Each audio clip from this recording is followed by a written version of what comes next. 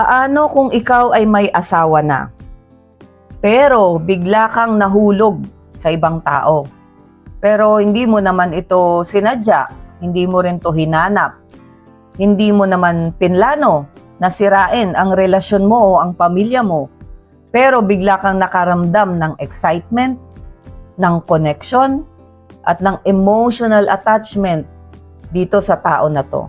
At hindi lang simple nagkaroon ka ng pakiramdam na obsession. Talagang fantasy, pinapantasya mo na tong tao na to, obsessed ka na sa kanya. Ang tawag dito sa psychology ay limerence. Ang nakakatakot dito kapag pumasok ka sa limerence, yung brain mo pumasok sa limerence state, hindi mo to kayang kontrolin. Hindi mo to kayang pigilan. Maaari nitong sirain ang buhay mo. Pero yun nga, kahit papano merong mga paraan para maiwasan ito bago ka pa mapasok sa ganitong sitwasyon.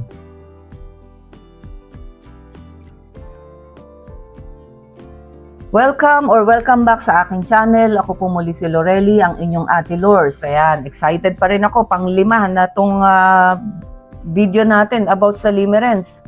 Kung hindi nyo pa po napanood, yung part 1 hanggang part 4 natin, panoorin nyo po. Napaka-importante and highly recommended ko na maintindihan nyo mabuti kung ano ang limerence dahil baka maraming tanong ang masagot nitong pag-aaral ninyo tungkol sa limerence. Yung mga tanong nyo dyan sa isip nyo na bakit niya nagawa sa akin to, hindi ko akalain na kaya niya akong lokohin, yung mga ganyan tanong. Pwede yung masagot kapag naintindihan nyo mabuti kung ano ang limerence. Ang limerence, nagsisimula din yan paunti-unti. Kung napanood nyo yung video natin about emotional cheating, yung paunti-unti, di ba? Nagsimula sa kasama sa trabaho, nakakausap or nakakasama palagi, doon, ganun din.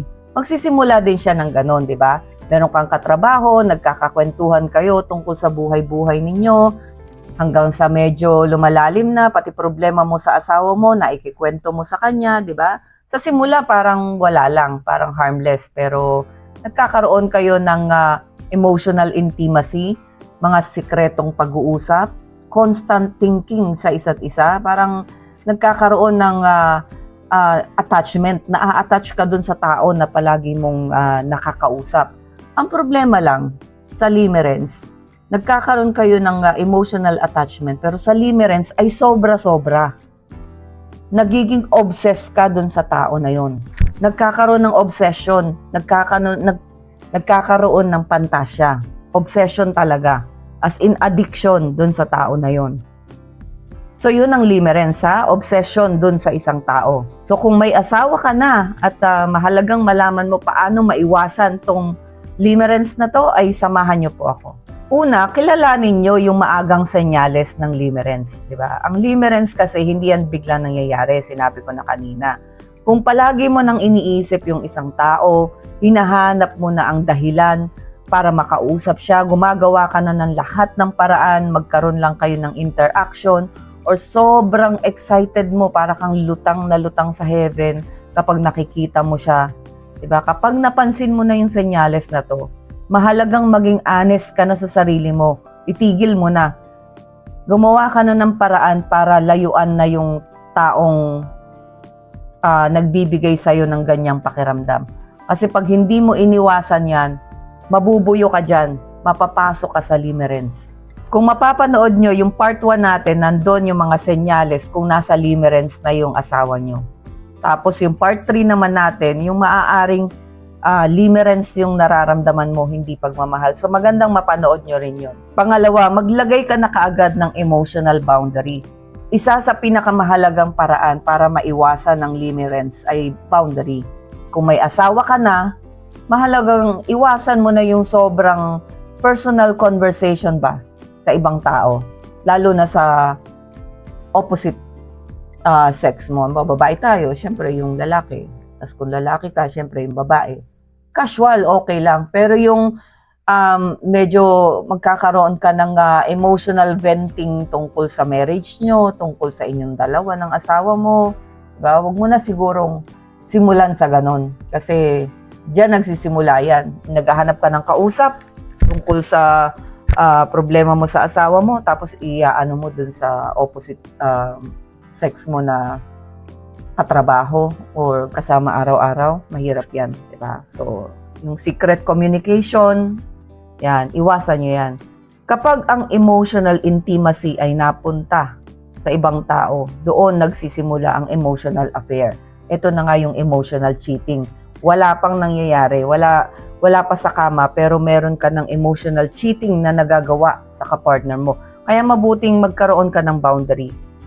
Mag-set ka ng boundary kung hanggang saan lang ang conversation mo sa isang tao. Parang yung asawa ko, palagi ko yan naririnig kapag may ka-meeting yan na babae, binabanggit niya palagi, yung my wife is ganito, ganyan-ganyan, or my wife is ganyan. Palagi niyang binabanggit. Tapos minsan din kapag lumabas yan at may meeting yan, sabi niya, ikinikwento kita palagi. Tapos hindi ko naman tinatanong sa kanya, siya mismo yung nagsasabi. Kasi sabi niya, the reason why I'm telling this to you because I want you to know na kapag may kausap akong opposite sex ko, babae yung kausap niya, I need to mention your name, I need to mention na may asawa na ako para makampante rin yung kausap kong babae na hindi siya hindi siya yung tipo na lalandiin yung kausap niyang babae. So, dalawang purpose yung naibibigay niya doon. Nagiging kampante yung kausap niyang babae, tapos siya naman ay napapakampante niya ako para mabuo ko yung tiwala ko sa kanya kahit na nakikipag-meeting siya or nakikipag-usap siya sa babae. So, ganun. Nag-aano na kaagad ng rules, ng boundary para hindi na mapasok sa emotional cheating. Ito, wag mong patulan yung fantasy kasi ang limerence madalas nakabase lang yan sa fantasy. So kung yung fantasy mo na yan, pinagpatuloy mo na talagang pinapantasya mo yung tao na yun na perpekto yun. Siya lang ang nakakaintindi sa akin. Siya talaga lang ang compatible para sa akin. Kahit na alam mo na hindi mo pa nga kilala ng lubusan yung tao na yun, pero pinapantasya mo na yan ang tamang tao para sa'yo, na yan ang perpekto para sa'yo. Kaso, yung fantasy na yan, nawawala yan kapag nakilala mo na siya yung talagang sa real life situation. Pero wag mo nang gatungan yung fantasy mo. So, putulin mo na kagad. Halimbawa, pinapantasya mo na tong tao na to. Putulin mo na. Pigilin mo na yung isip mo.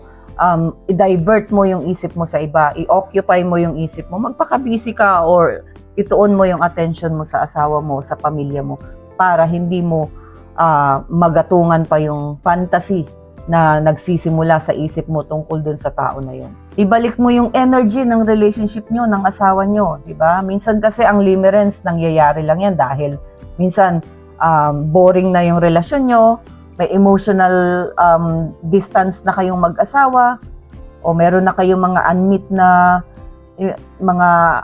na needs sa marriage ninyo, meron na kayong mga hindi na pagkakasunduan, diba? Hindi na kayo nasasatisfy. Imbes na ilagay mo yung energy mo dito sa panibagong tao, diba? Subukan mong yung energy mo ibigay mo uli sa relasyon nyo, sa asawa mo, diba?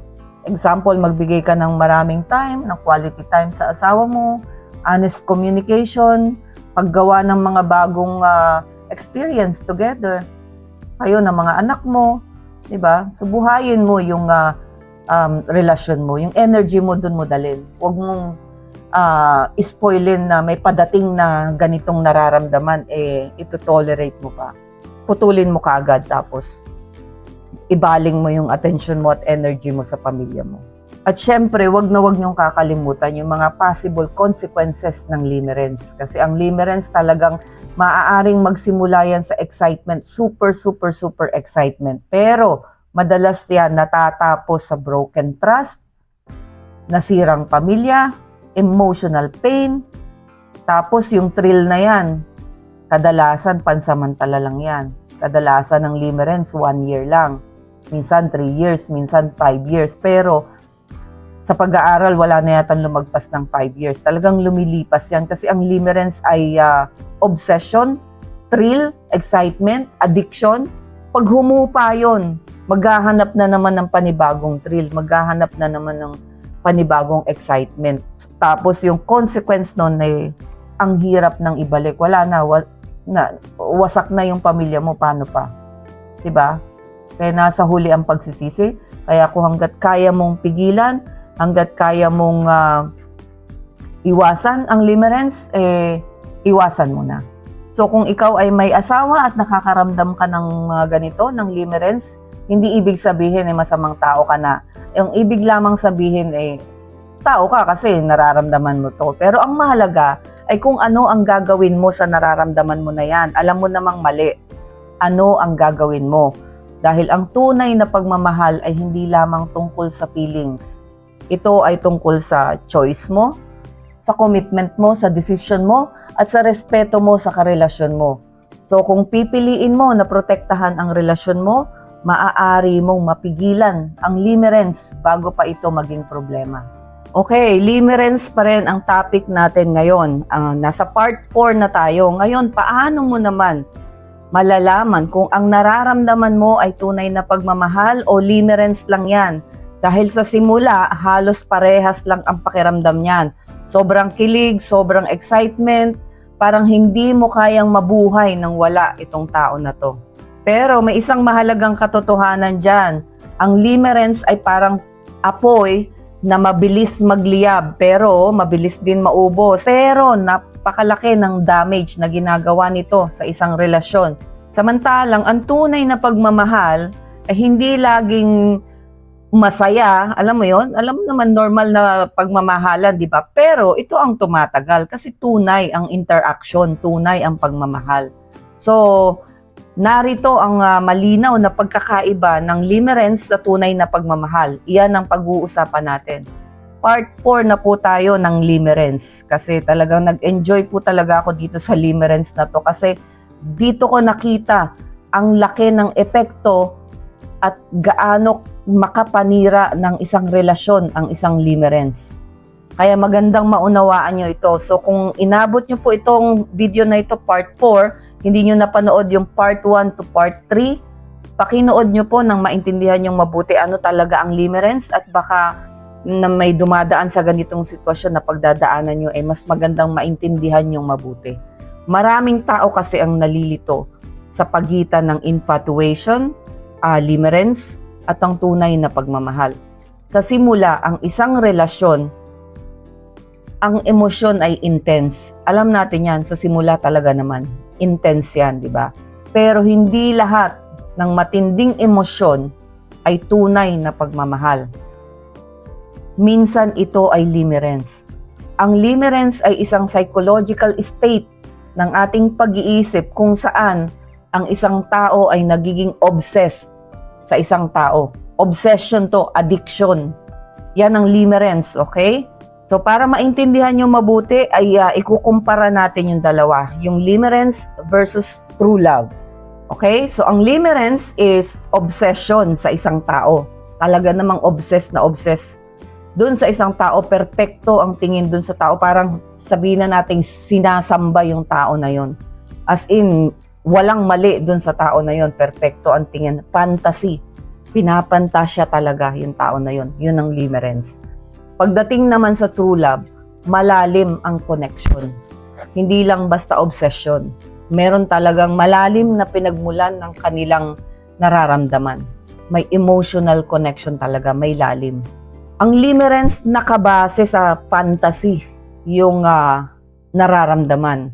Kapag nasa limerence kasi ang isang tao, madalas niyang iniisip na perfect talaga yan para sa akin. Hindi niya nakikita kung anong flaws or kung anong pagkakamali, kung anong red flags meron yung tao na yan. Hindi niya nakikita yan. Ang relasyon ay parang fairy tale. Ganon. Sa maraming pagkakataon, ang limerence ay nabubuo sa emotional vulnerability, excitement, at yun nga, fantasy talaga, novelty. Doon kadalasan nabubuo ang limerence. Hindi sa tunay na compatibility, sa pantasya. Diyan nagsisimula ang limerence. Samantalang ang true love nakabase sa reality, yung tunay na pagmamahal, di ba? Nakikita mo yung katotohanan. Kasi yung tunay na pagmamahal, alam na alam mo na yung partner mo ay hindi perpekto. Na alam mo na meron siyang kahinaan, na meron siyang bad habits at meron siyang imperfection. Pero pinipili mo pa rin siya. Pinipili mo pa rin siyang mahalin. Hindi dahil perfect siya, kundi dahil tanggap mo siya kung sino siya. So yan yung true love. Okay? Ang limerence, parang emotional roller coaster yan. Madalas may kasamang extreme excitement, extreme anxiety, constant thinking tungkol sa taong kinahuhumalingan niya. Minsan, pakiramdam mo para kang nasa ulap. Heaven ang pakiramdam mo. Minsan naman, ang pakiramdam mo wala na, nawasak na ang buong mundo mo. Parang, sagad sa langit yung ligaya, tapos sagad sa impyerno yung kalungkutan. Ganon yung roller coaster yung pakiramdam. Sa tunay na pagmamahal naman kasi may kapayapaan, di ba? Hindi palaging dramatic yung emotion. Minsan, simpleng comfort, simpleng security, tiwala, pero hindi ito laging fireworks na, 'di ba, na palaging sobrang away. Hindi ito yung gano'n na parang yung parang sobra-sobrang ligaya tapos sobra-sobrang lungkot. Parang stable siya, yung tunay na pagmamahal. Merong emotional stability, merong security, kaya may kapayapaan. Pero may away pa rin, may gulo pa rin, pero hindi extreme. Okay? Ang limerence madalas ay pansamantala lang. Hindi tumatagal ng panghabang buhay ang limerence. Karaniwan tumatagal lang to ng hanggang 3 taon. Swerte mo na umabot to ng 5 taon. Minsan yung iba 1 year lang yung limerence. Kapag nawala na kasi yung emotional high, yung talagang high na high ka, as in high na high at talagang heaven ang feeling mo kapag kasama mo yung kinababaliwan mo or kinahuhumalingan mo. Kapag nawala na yung ganyang pakiramdam, ay nawawala rin yung obsession. Pagdating naman sa tunay na pagmamahal, ito, lalo kasi itong lumalalim, di ba? Habang tumatagal ang pagsasama nyo, lalong nabubuo yung magandang pagsasama ninyo, lalo kayong nagkakaroon ng malalim na emotional connection. Lalo ninyong nakikilala ang isa't isa, lalo kayo nagkakaroon ng mga shared experiences, lalong tumataas ang tiwala nyo sa isa't isa, at syempre yung commitment nyo sa isa't isa, di ba? Overcoming the challenges na kayong dalawa, di ba? Hindi ito mabilis yung sa tunay na pagmamahal. Talagang ups and down, marami kayong pagdadaanan hanggang sa tumibay, hanggang sa maging stable na yung pagsasama ninyo. Kaya kung ikaw ay nasa relasyon ngayon, mahalagang tanungin mo ang sarili mo, ang nararamdaman mo ba ay limerence lang o tunay na pagmamahal?